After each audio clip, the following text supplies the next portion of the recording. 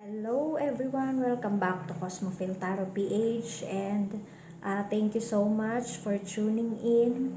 This reading is for our Aries friends for the month of October 2023 regarding your career, finances, and love life. So, sa mga viewers po natin, maraming salamat po for watching and I am inviting you to subscribe para po mag-grow pa ang ating community. So, for now, hindi po ako masyadong makapag-upload ng dire-diretso because meron akong inaasikaso. But hopefully, soon as possible, magkaroon po tayo ng updates lagi. Okay, so let's start. Regarding your career, Aries friends, meron tayong affection. This is collective reading, so hindi po lahat ay pwedeng makarelate.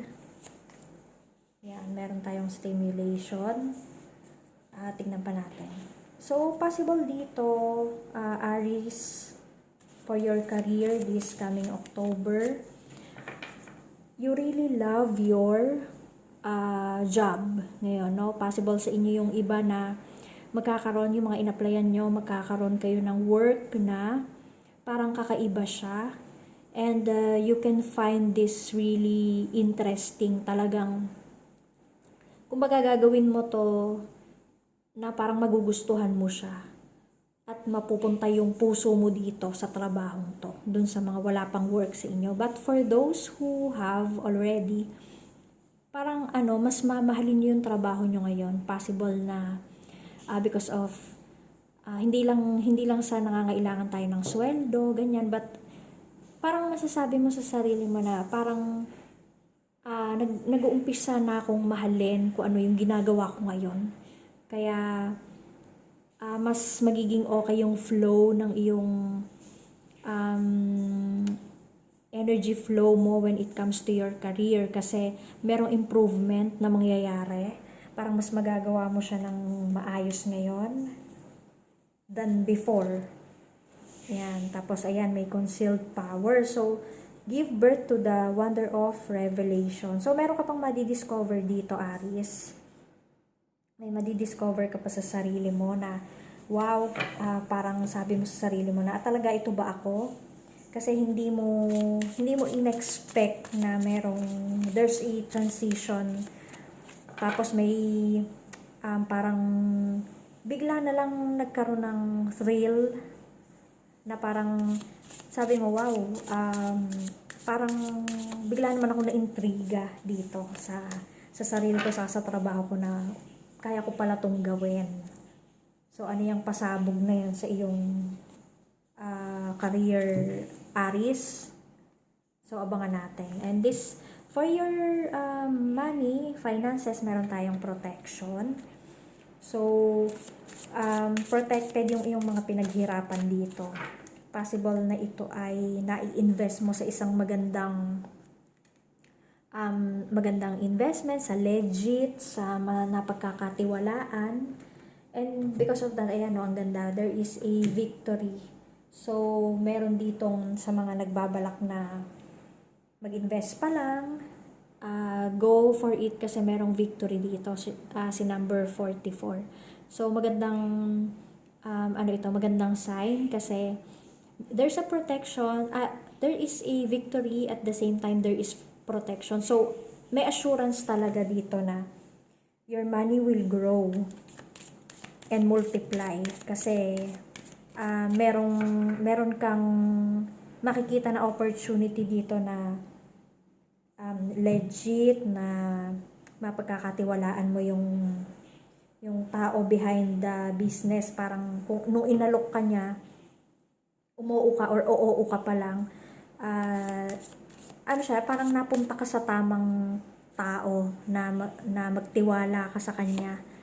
So, mapagkakatiwalaan itong lalapitan mo or magde-decide kang mag-invest o kaya kung ano man yung plano mo sa investment mo or sa pera mo. I mean, kung saan mo siya dadalhin, kung papatayo mo siya ng business, yes, okay din kasi merong victory sa protection. So, protected siya. Hindi siya mapupunta sa scammer, hindi siya mapupunta sa mga taong hindi marunong magbayad. Basta hindi mawawala kung ano man yung gagawin mo rito. Okay? Hindi mawawala yung iyong income, and yung at the same time yung capital mo ay nandun pa rin. So, go for it, Aries. Maganda yung sign. So, parang ito pa yung makakapagdala ng abundance sa'yo. Ayan, face your fears. So, yon. Ayan, sinasabi nga dito, may victory saka protection. So, i-let go mo na yung iyong fear. Kasi once na matakot ka or mag-alanganin ka sa investment na yan, syempre lahat naman tayo, takot tayong mapunta sa wala yung ating pinaghirapan. Pero, sabi nga nila, yung mga businessmen or mga sikat na tao sa larangan ng mga commerce, ganyan, lumalago kasi they do not fear taking risk. So, kung risk taker ka, mas malaki yung chance mo na mag-grow yung kung ano man yung gusto mong mag-multiply, di ba? So, ayan, face your fears. Kailangan mong timbangin talaga na baka mamaya sabihin nyo, ay sabi ni ganito, mag-invest daw ako. Tapos nag-invest ako, hindi naman pala. So, nasa sa inyo pa rin kasi hindi naman because of this reading na sinabi kong go na lang kayo sa lahat. Of course, you have to assess, di ba?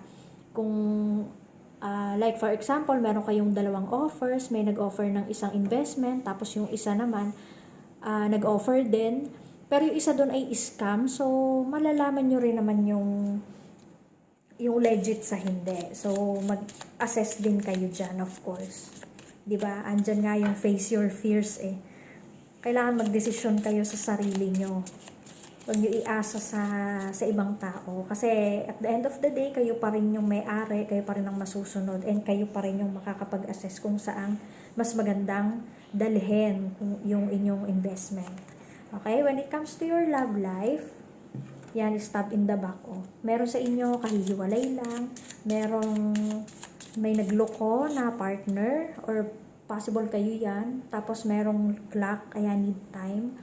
Sa mga, ayan, kasi kabe-break nyo lang, meron tayong time to heal. So, it takes time sa mga heartbroken dyan.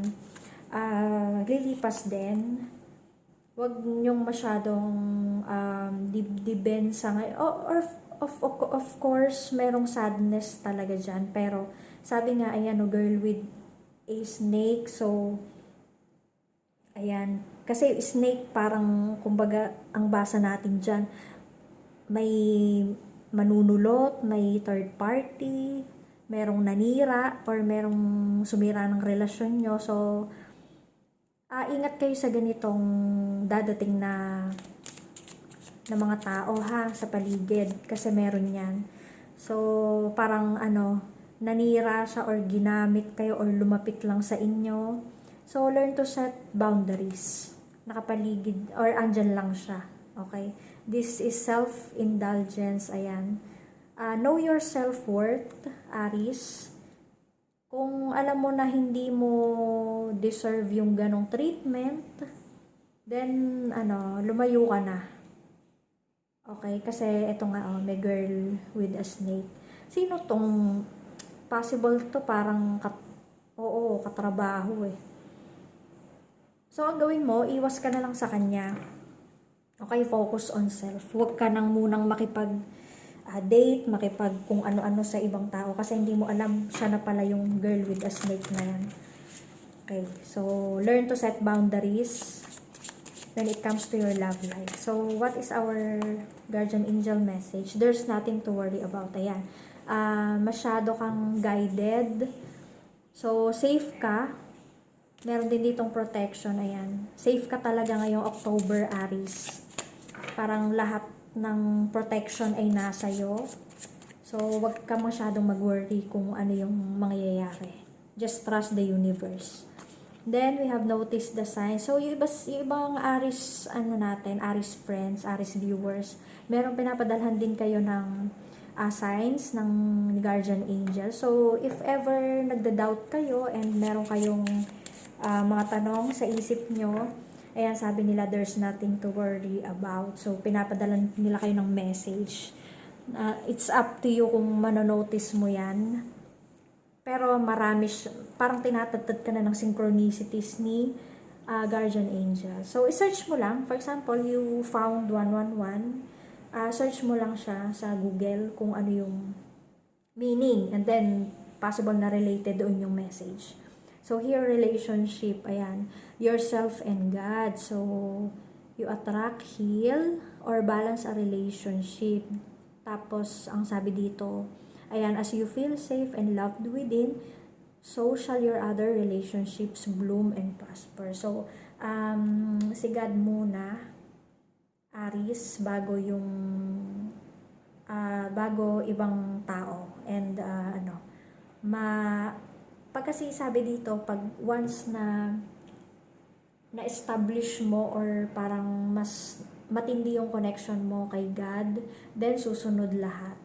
Susunod lahat ng iyong manifestations and kung ano man yung gusto mong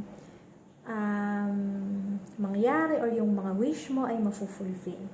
So, yun lang, Aries. Thank you so much for watching. Good luck.